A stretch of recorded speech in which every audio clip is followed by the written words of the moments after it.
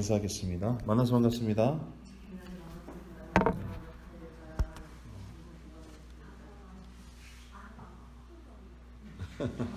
우리 남미관 집사님 오랜만에 왔는데 우리 박수로 환영할까요? 네, 잘 오셨습니다. 네. 그러니까 집사님이 건강히 오신 게 말씀이고 복음인 줄로 믿습니다. 네. 우리 나머지 성도님들도 코로나 엄중한 때에 이렇게 건강하게 예배에 참석해서 너무나 다행입니다.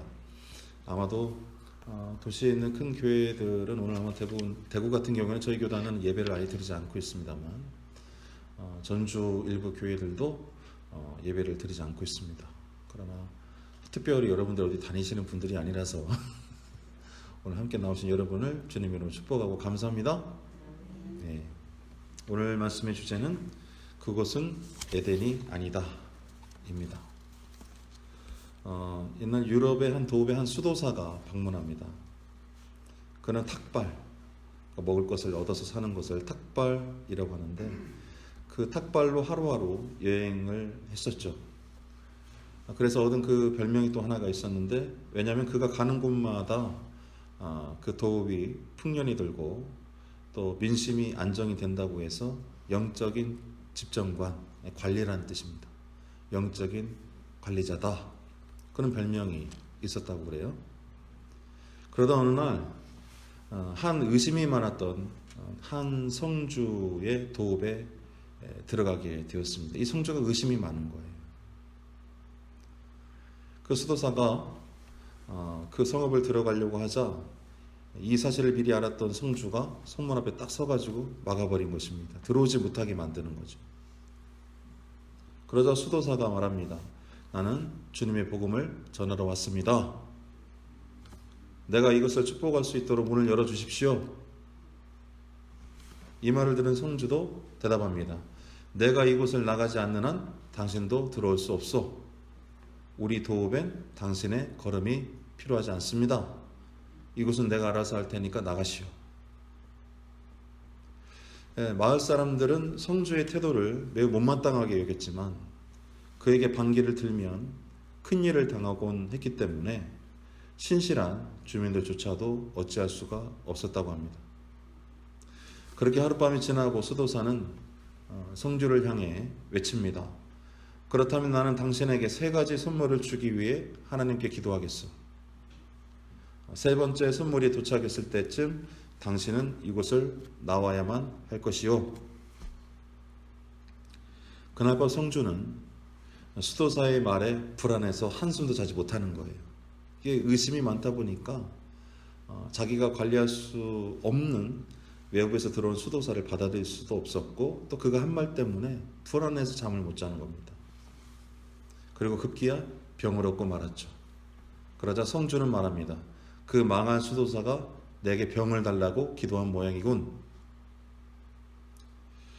그 병이 더 극심해져서, 그 의심병이 더욱 깊어져서 이제는 신하들뿐 아니라 가족들까지도 의심하기 시작했다고 그래요. 그러자 많은 사람들이 죽거나 다쳐서 성읍을 떠나고 가족마저 성주에게 등을 돌리기 시작합니다. 그러자 성주는 말합니다. 그 망한 수도사가 나를 외롭게 하려고 저주한 모양이군. 이후 온 마을에 이런 성주의 악행이 알려지자 민심은 흉흉해졌죠. 성주는 불안에 시달린 나머지 병사들을 시켜 자신을 비방하는 주민들의 밭과 집을 태우도록 했습니다. 몇 날 며칠 동안 성읍이 불에 타는 것이죠. 그러자 성읍은 더 이상 세금을 거둘 수가 없었고 주민들은 야반 도주를 하는 등 그 성은 피폐해지기 시작했습니다. 그러자 성주는 말합니다.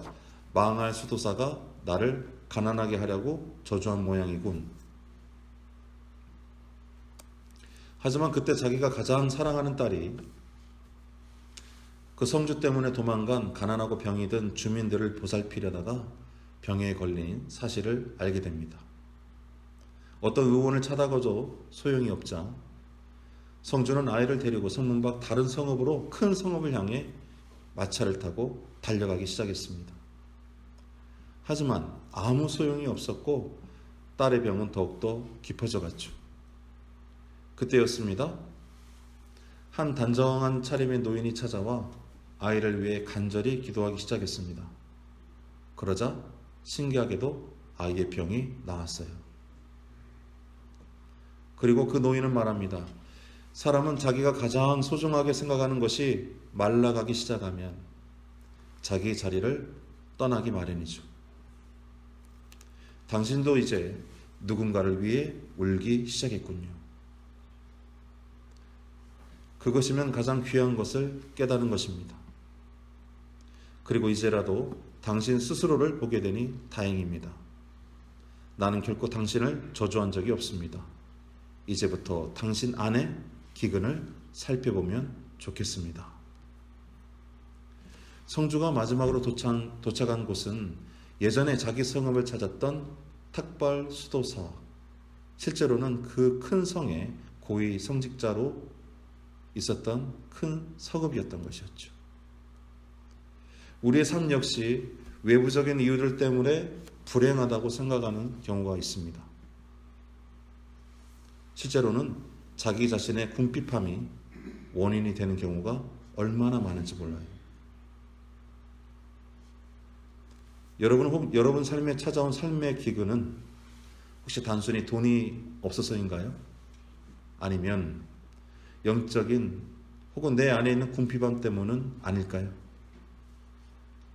오늘 예화와 성서의 말씀을 통해 참다운 보상과 충만함이 어디 있는지 한번 살펴보면 좋겠습니다.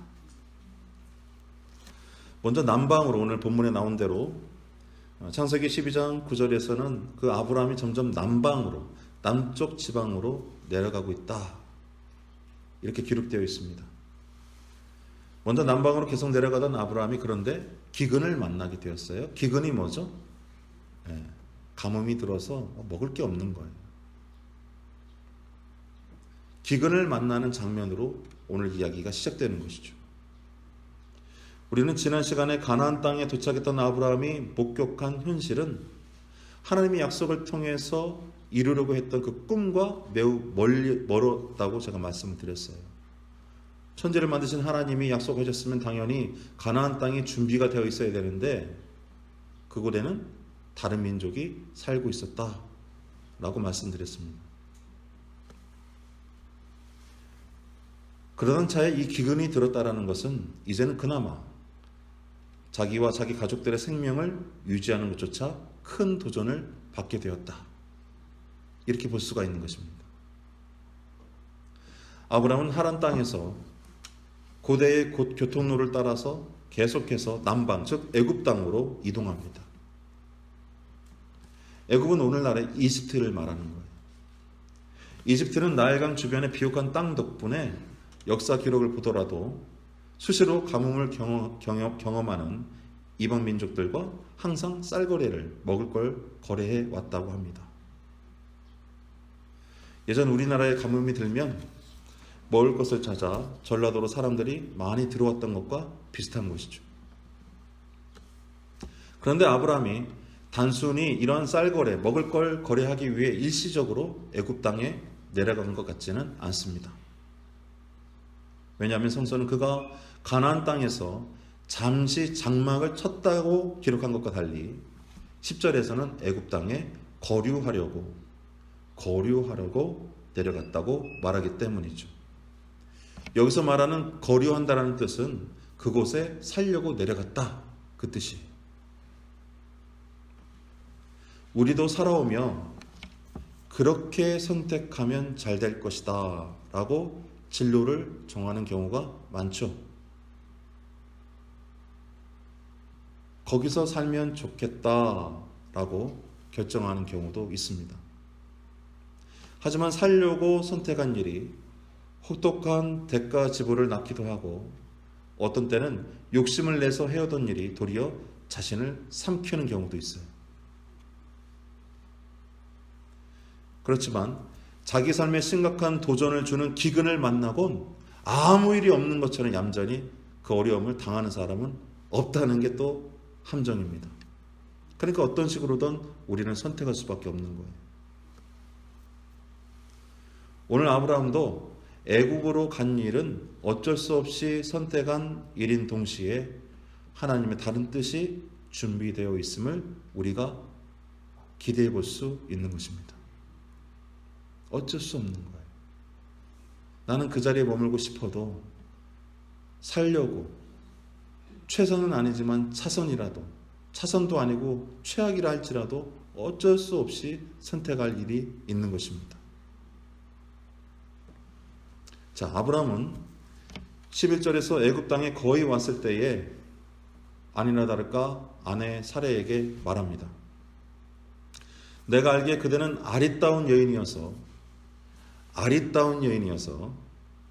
애굽 사람들이 볼 때 나를 죽이고 당신은 살릴 것이요. 원하건대 나의 누이라고 하시오. 그래야만 나도 살고 당신도 살 것입니다. 라는 뜻이에요. 왜 그럴까? 우리가 일반적으로 이런 아브라함의 태도는 같은 남자 입장에서도 매우 비겁합니다. 하지만 뒤집어 생각하면 당시의 문화가 비일비재하게 남자를 죽이고 여인을 빼앗는 일이 많았음을 이 성경의 말씀을 통해서 알 수가 있는 거예요. 그러므로 오히려 아브라함의 이런 선택은 현재 그가 예전 하란 땅에 머물렀을 때와 달리, 고향집에 머물렀을 때와 달리 매우 그의 신분이 낮아지고 위태로워지고 아무것도 아닌 상태로 추락해 있음을 보여준다고도 볼 수 있는 것입니다. 내가 힘이 있는데 내 아내를 누가 데려가겠어요? 안 그래요? 달리 말해 그가 매우 약해져 있구나. 우리의 삶도 때로는 매우 약해질 때가 있잖아요. 그렇죠? 예전에 내가 이렇게 강했는데 약해지는 거예요. 왠지 사람들이 날 무시하는 것 같고 외로워지는 것 같고 무시당하는 것 같고, 아브라함도 마찬가지로 지금 약해짐으로 말미암아 자신의 아내조차도 누이라고 속여야 되는 그런 안타까운 상황에 빠지게 된 것입니다. 하지만 그가 하란 땅에 만약 그대로 살았더라면 이런 일은 겪지 않았겠죠. 이게 본전 생각입니다. 이게. 왜냐하면 그의 다른 친척들이 결코 이런 일을 허락하지 않았을 것입니다. 나아가 그가 하나님을 알지 못했더라면, 아브라함이 하나님을 결코 알지 못했더라면 그도 아마 마음에 드는 여인을 빼앗기 위해 다른 남자를 죽이고 그런 도둑질을 했을지도 모르죠. 아무런 양심의 거리낌이 없이요.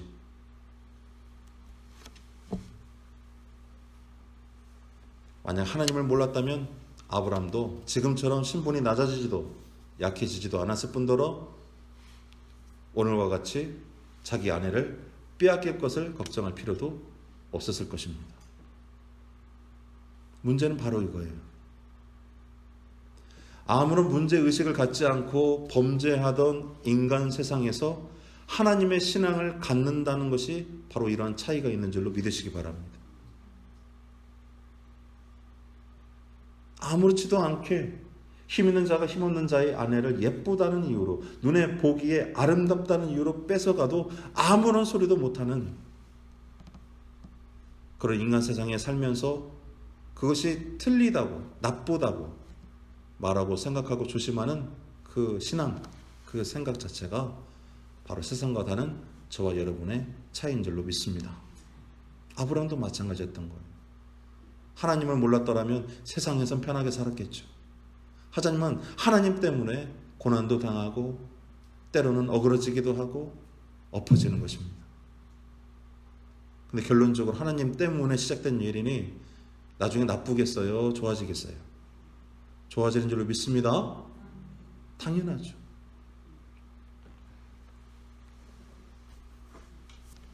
그리고 이런 아브라함의 이야기를 통해서 적어도 하나님을 믿는다는 이유로 아브라함은 먼저 스스로 약해졌고, 둘째로는 그가 도리어 세상의 불의함에 대해 고발하는 역할자가 된 거예요. 여러분들이 세상에서 겪는 불합리함과 고난은 그 억울함들을 잘 기억하시기 바랍니다. 하나님께서 여러분들을 통해, 여러분들의 서운함을 통해 그 고발을 다 보고 계신 줄로 믿습니다. 우리가 바꿀 수가 없잖아요. 그러나 우리의 삶을 통해서 그 고발들이 하나님이 다 기억하고 계신다, 그 뜻입니다. 내가 부유했을 때 알지 못하던 세상을 아브라함은 약해짐으로 비로소 알아가기 시작한 겁니다. 할렐루야. 내가 아침에 밥을 이만큼 먹고 점심에 고기를 먹고 한 2시간 지나서 아무리 좋은 음식을 나온다고 해도 그거 맛있어요? 맛 없어요? 그게 먹고 싶겠어요? 그러나 내가 어제도 굶고 오늘도 굶었는데 마침 좋은 음식이 나왔어요. 그렇게 좋은 음식도 아니에요. 하지만 그 음식에 우리는 감사하며 배불리 먹을 수 있잖아요. 내가 부유했을 때 알지 못했던 세상은,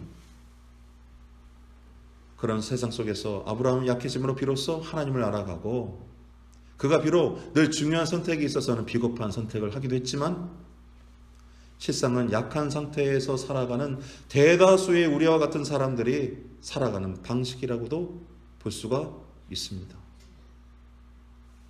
우리가 완전합니까? 우리 비겁하잖아요. 그렇죠? 돈 1, 2만 원에 울잖아요.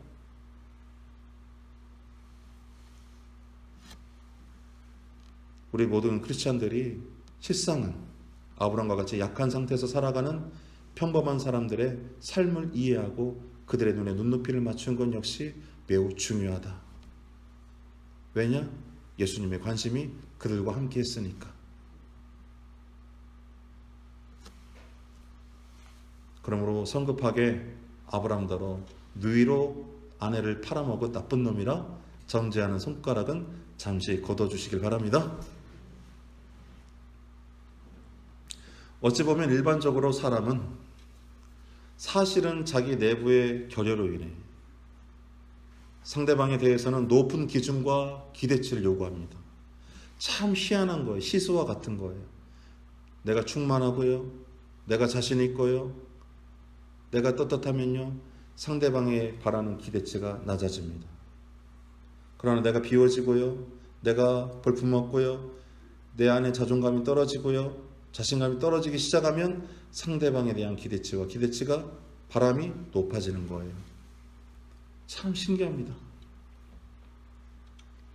결국에는 자기 존재가 별 볼 일 없어서 남에게 대한 기대치가 높을 뿐인데 많은 사람들이 이런 사실을 뒤늦게 깨닫곤 합니다. 그러나 아브라함은 일찌감치 이러한 실수를 포기할 수 있는 기회를 얻게 된 겁니다. 자기 욕망과 자기 열심과 자기 살아온 방식대로의 열정이 아니라 그런 이와 같이 낮아지고 아무것도 아닌 존재로 추락함을 통해서 나중에 잘 되더라도 다른 이들을 쉽게 정죄하는 어리석음에서 쉽게 떠날 수가 있게 된 것이죠. 할렐루야. 그러므로 모든 믿는 자들에게는 부유할 때나 가난할 때나 일체의 유익함이 있는 줄로 믿습니다. 하나님이 우리더러 영적으로 거만해지지 않고 살찌지 않도록 고난도 주시고 행복도 주시는 줄로 믿습니다.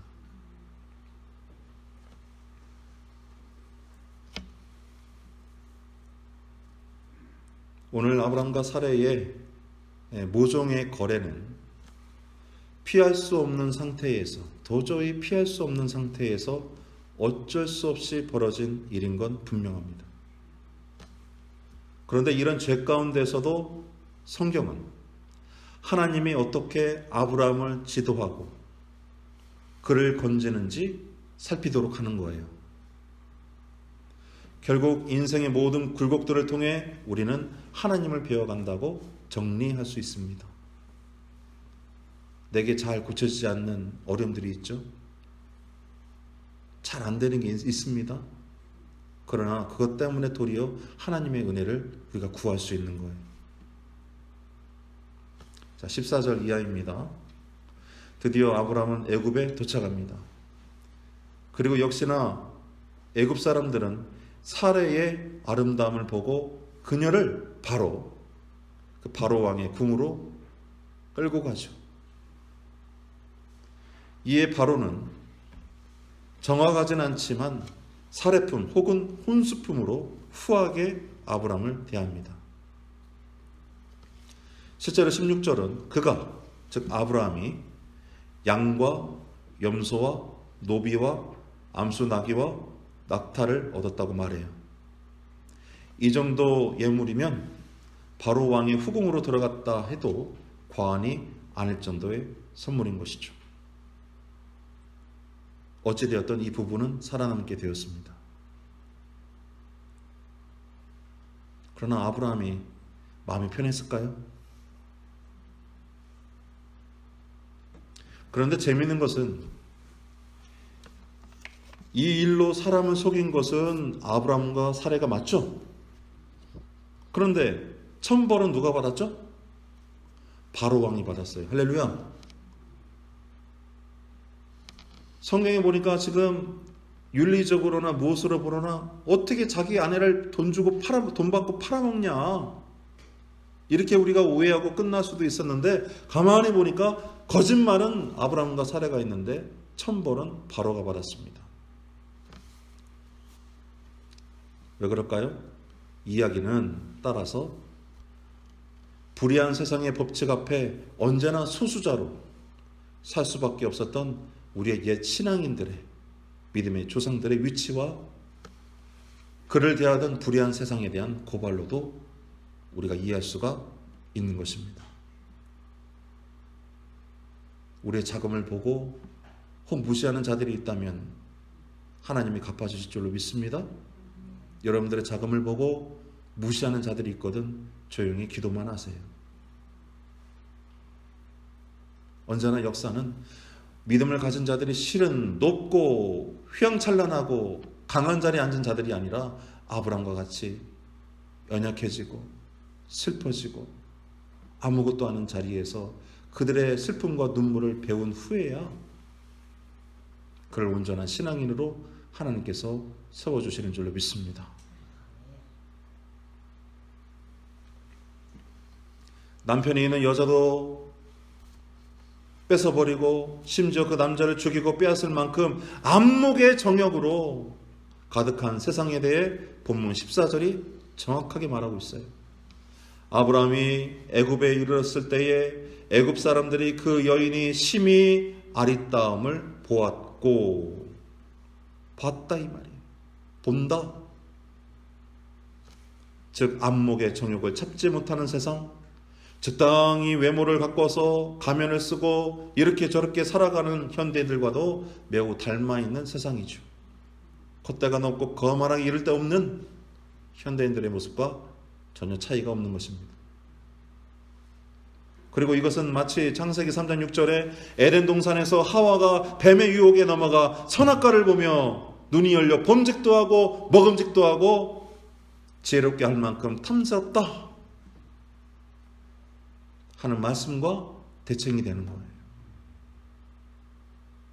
따라서 오늘 아브라함이 겪은 기근은 비단 먹거리의 궁핍을 떠나 고향을 떠난 나그네의 아내를 빼앗는 세상의 타락, 그 영적인 기근으로 인해 아브라함 일행이 겪게 된 안타까운 슬픔으로도 읽을 수가 있는 것입니다. 지금보다 제가 더 젊었을 때는 옳고 그름이 너무나 중요했습니다. 그러나 저도 똑같은 실수를 하고 넘어지면서 깨달아갑니다. 사람이 나이를 먹어가면서 완전해지는 것이 아니라 어떤 부분에서는 참 추해지는구나. 그러나 그 약해짐을 통해서 삶을 더욱더 풍성하게 이해하고 받아들일 수도 있겠구나.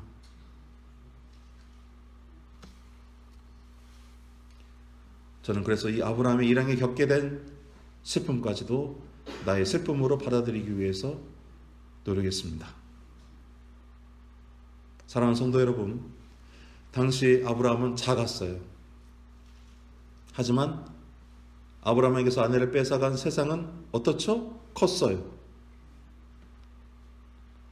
하지만 하나님은 세상을 속인 아브라함과 사레에게 천벌을 내는 것이 아니라 바로 왕의 꿈에 나타나 이 모든 일을 바로잡아 주십니다. 결국 세상보다 크신 하나님의 도우심이 지금은 작고 연약한 존재에 불과한 여러분들과 함께 하시는 줄로 믿으시기 바랍니다. 반드시 우리를 보호하고 구원하시리라는 믿음을 우리에게 선물하시기에 부족함이 없는 분이죠.